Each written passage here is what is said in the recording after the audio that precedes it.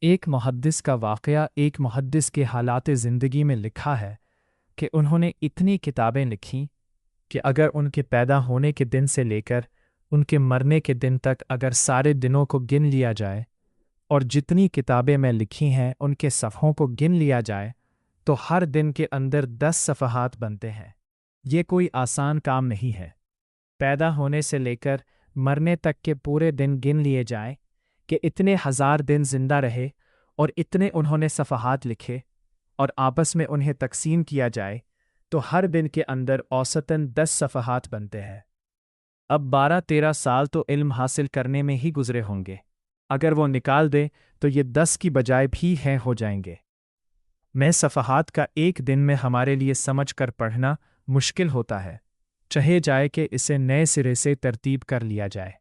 جو لوگ تصنیف و تالیف کرتے ہیں وہ سمجھتے ہیں کہ ایک دن میں ایک صفحہ لکھنا بھی آسان کام نہیں ہوتا، انہوں نے کتنی محنت کی ہوگی۔ خطبات فقیر J1 761